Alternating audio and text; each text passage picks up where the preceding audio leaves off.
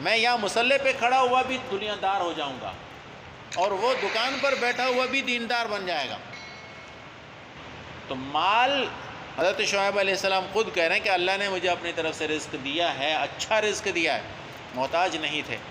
اچھا، پھر اس کے بعد یہ فرمایا کہ میں نہیں چاہتا کہ میں انہی چیزوں میں مخالفت کروں جن سے میں تمہیں روکتا ہوں۔ معلوم ہوا کہ مبلغ اور داعی کے اندر یہ صفت ہونی چاہیے کہ جن کاموں سے وہ لوگوں کو روکتا ہے خود ان میں ملوث نہ ہو۔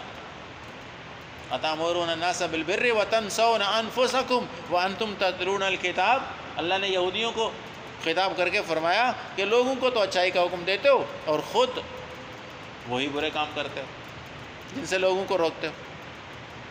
یہ بری صفت، داعی میں یہ صفت ہونی چاہیے کہ وہ جن چیزوں سے لوگوں کو روکتا ہے، جو چیزیں ناجائز اور غلط ہیں، وہ خود ان کا بھی ارتکاب نہ کرتا ہو۔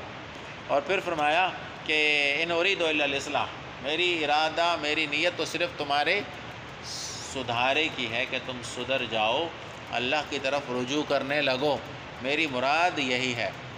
اور یہاں سے ایک داعی کے لیے قانون نکلتا ہے کہ داعی کو نتائج کا انتظار نہیں کرنا چاہیے کہ میں نے یہ بات کہہ دی تو لوگوں نے کیوں نہیں مانی، میں نے یہ بات بتا دی تو لوگوں کو ماننی چاہیے تھی، میری اس بات کا نتیجہ نہیں نکل رہا۔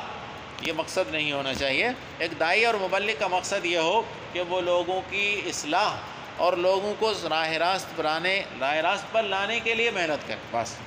اور پھر فرمایا کہ مستطاعت، جتنی مجھ میں طاقت ہے اسی حساب سے۔ مبلغ اور داعی اتنے کا مکلف ہے جتنی اس کے اندر پہنچ اور وسعت، اس سے زیادہ کا کوئی انسان مکلف نہیں۔ اور پھر فرمایا وما توفیق الا باللہ، کہ یہ جو اسباب ہیں اس کے لیے یہ بھی اللہ کی طرف سے۔ تو معلوم ہوا کہ ایک داعی اور مبلغ کو اپنی ذات پر نظر نہیں رکھنی چاہیے، بلکہ جو بھی دین کا کام کرتا ہے اس میں یہ سمجھے کہ یہ بھی اللہ کی طرف سے مجھے توفیق ملی ہوئی ہے، اللہ کی طرف سے سمجھے۔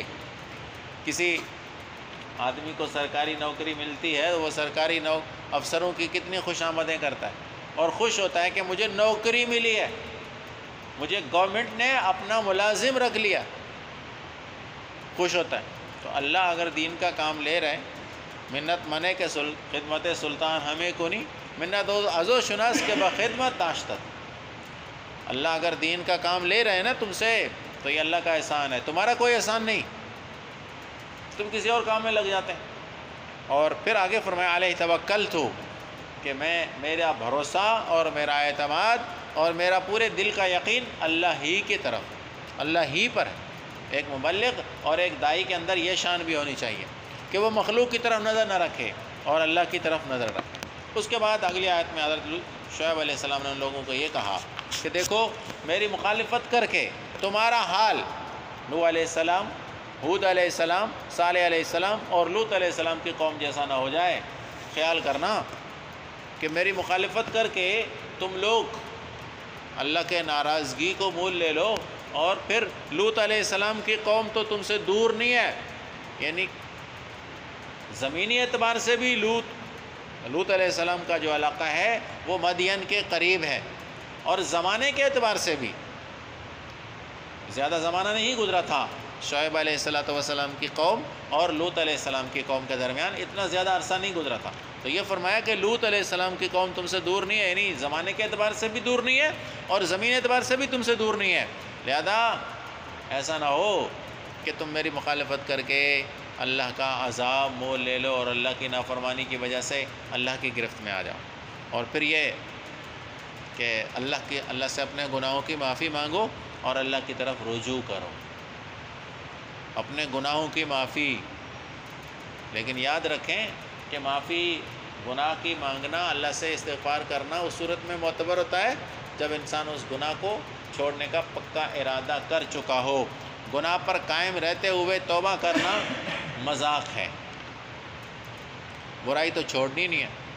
کہتے ہیں نا حاجی جب حج پر جاتا ہے تو دل میں اگر یہی خیال لے کر جاتا ہے کہ کام تو میں یہی کرتا رہوں گا، حج کر کے آ رہا ہوں، تو اس کے حج پر اس کے کام کی وجہ سے اس کام کی جو نیت ہوتی ہے نا وہی مور لگ جاتی ہے، اس لیے واپس آ کر اور زیادہ بدمعاش ہو جاتا ہے، کیونکہ اس کا ارادہ ہی نہیں ہوتا نا ان برائیوں کو چھوڑنے کا، وہی دل میں لیے ہوئے جاتا ہے حج کرنے کا، وہاں تو مور لگتی ہے، وہاں تو تصدیق ہوتی ہے کاغذات کی، تو کاغذات یہی لے کر گیا تھا کہ میں یہ برے اعمال نہیں چھوڑوں گا، تو حج کر کے آیا تو انہی اعمال پر اس کی مہر لگ جاتی ہے، اور پھر وہ اور زیادہ آگے بڑھنا شروع کر دے. اس لیے بعد حاجی حج کے بعد اور زیادہ جرأت مند ہو جاتے ہیں اور زیادہ برائیاں کرنا شروع کر دیتے ہیں.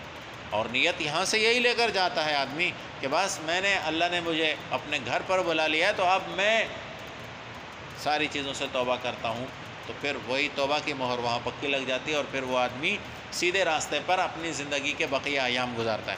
تو اسی طرح توبہ، اللہ کی طرف رجوع کرنا تب معتبر ہے جب گناہ انسان سے بصورت مجبوری، بصورت اضطرار، بصورت غفلت کبھی اتفاق سے ہو جائے. گناہ پر پکا ارادہ کیے ہوئے ہوں، توبہ کریں، ایسی توبہ کا کوئی فائدہ نہیں ہے. اور پھر فرمایا کہ اللہ ہی کی طرف رجوع کرو، میرا رب بڑا رحم کرنے والا اور محبت کرنے والا.